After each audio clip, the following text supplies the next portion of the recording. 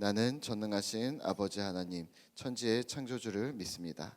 나는 그의 유일하신 아들 우리 주 예수 그리스도를 믿습니다.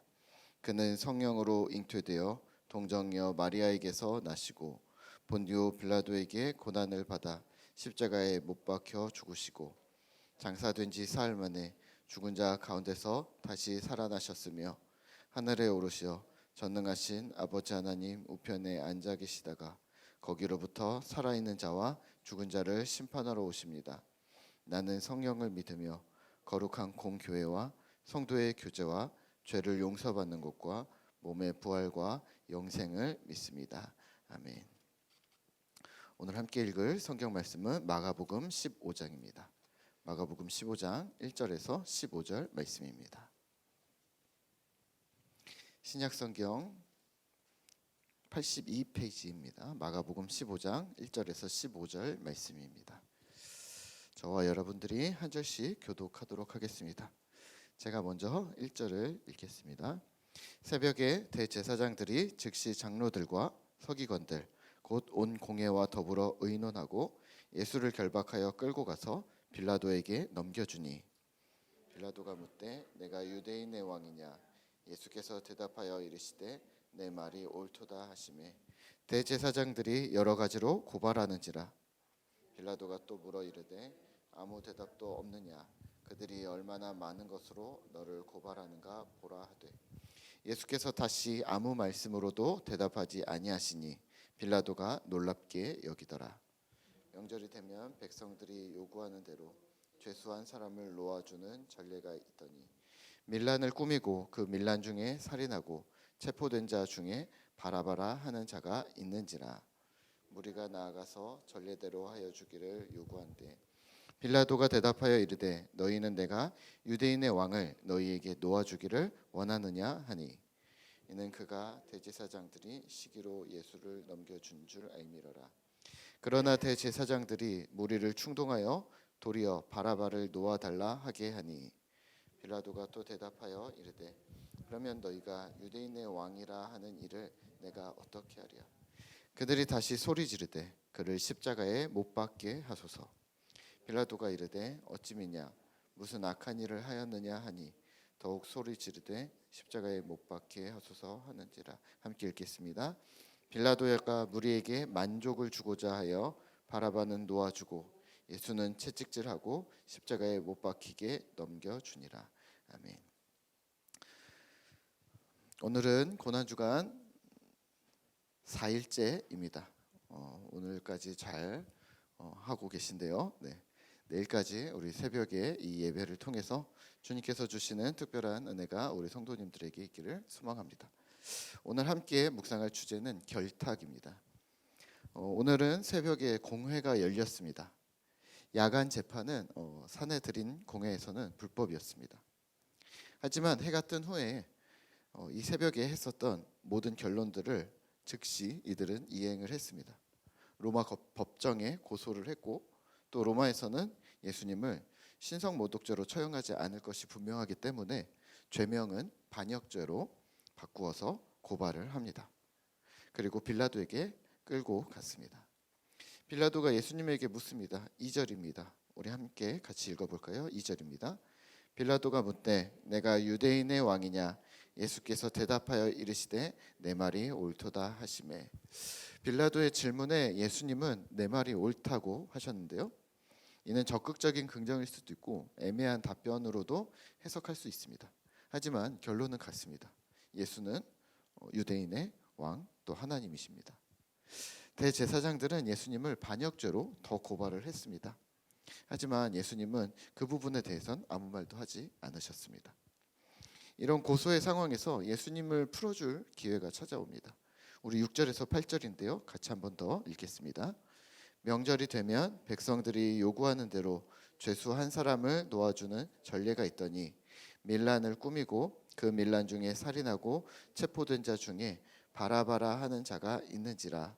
무리가 나아가서 전례대로 하여 주기를 요구한대. 아멘. 명절에 백성들이 요구한 대로 죄수한 사람을 놓아주는 어떤 전례가 있었습니다.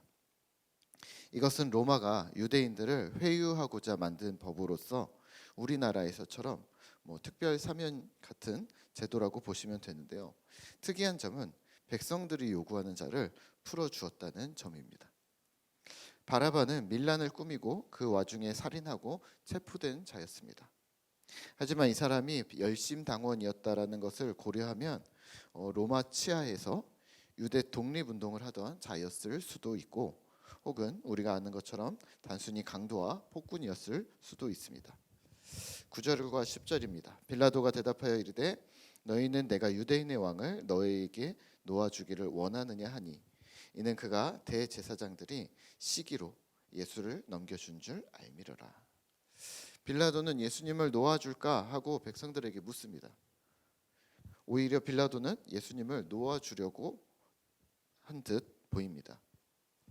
지금 돌아가는 상황에서는요, 대제사장들의 시샘에서 비롯된 상황이라는 것을 빌라도는 이미 알고 있었던 거죠. 하지만 대제사장들이 모인 백성들 무리에게까지 그들이 영향력을 행사하고 있다는 점은 미처 이해하지 못하고 있었던 듯합니다. 하지만 지금 이 시간이 새벽 시간이라는 것을 고려할 때 이 무리는 그냥 몰려든 사람이 아니라 대제사장들이 예수님을 자신의 뜻대로 처리하기 위해서 특별히 손을 써서 모이게 한 사람으로 보입니다. 그리고 그들은 바라바를 놓아달라고 요청합니다. 12절에서 14절입니다. 우리 함께 같이 읽도록 하겠습니다. 빌라도가 또 대답하여 이르되 그러면 너희가 유대인의 왕이라 하는 이를 내가 어떻게 하랴? 그들이 다시 소리 지르되 그를 십자가에 못 박게 하소서. 빌라도가 이르되 어찌미냐 무슨 악한 일을 하였느냐 하니 더욱 소리 지르되 십자가에 못 박게 하소서 하는지라. 여기까지의 본문은 대제사장들을 위시한 종교 지도자들의 의도가 뚜렷하게 보입니다. 그들은 예수를 죽이고 싶어 했습니다. 단순히 한 사람을 암살하는 것이 목적이 아니라 그의 사상에 동조하는 자들, 그의 뜻을 따르는 자들을 모두 무력화시키려고 했습니다. 그래서 내부적으로는 이제 유대인 쪽으로는 십자가라는 형태를 이용했습니다. 왜냐하면 모세의 율법인 신명기 21장 23절에 의하면 나무에 달린 자는 하나님께 저주를 받았다라는 이 율법을 인용하기 위해서였습니다. 그러니까 예수는 선지자가 아니라 하나님의 저주를 받은 자고, 그가 준 가르침은 하나님 나라가 아니라 그가 준 가르침은 이단 사상이고 폐기 처분되어져야 할 사안이라는 어떤 사상적인 죽음까지도 이들은 생각을 했었던 것이죠. 사실 이거는 매우 중요한데요. 예수님께서 강조하셨던 하나님 나라 복음 사상을 말살시키려는 계획이었던 거죠. 그리고 여기에 로마의 십자가 형틀은 매우 유용했습니다. 외부적으로는 또한 로마의 공권력을 사용했습니다. 혹여나 자신들의 계략대로 예수는 정치범, 범죄자라고 낙인 찍었지만 그럼에도 불구하고 예수를 존경하고 선지자로 영웅시하는 자들이 생겨난다면 이 로마의 공권력을 이용해서 너도 이렇게 예수처럼 될 수 있어, 십자가에 죽을 수도 있어 라는 강력한 규범으로 제시할 수 있었던 거죠. 예수를 섬기는 자들이 만약에 있다면, 그를 영웅시하는 자들이 생긴다면 생명을 내놓고 시작해야 한다는 암묵적인 전제를 제시할 수가 있었던 것이죠. 아주 매우 뛰어난 책략인 것입니다. 종교 지도자들의 의도는 명확했습니다. 예수와 그의 복음을 제거하는 것이었습니다. 그리고 이 계략은 생각보다 수월하게 진행됐습니다. 왜 그랬을까요? 상황을 간파하고 있는 빌라도 덕분이었습니다. 15절입니다. 우리 함께 같이 읽을까요? 빌라도가 무리에게 만족을 주고자 하여 바라바는 놓아주고 예수는 채찍질하고 십자가에 못 박히게 넘겨주니라. 빌라도는 지금 예수의 상황을 눈치채고 있었습니다. 예수님에게는 죄가 없고 종교 지도자들은 자신의 기득권을 위한 행동을 하고 있다는 것을 알고 있었던 것이죠. 하지만 이 빌라도에게도 욕구가 있었습니다. 무엇일까요? 무리에게 만족을 주고자 했습니다. 빌라도에게도 개인의 정치 상황이 있었습니다. 총독으로 부임하자마자 유대인들에게 반감을 샀고 또 통치 기간에도 유대인들과의 대치 상황들이 많았습니다. 이 빌라도는 좀 더 폭압적인 권한을 행사했던 것으로 알려져 있는데요.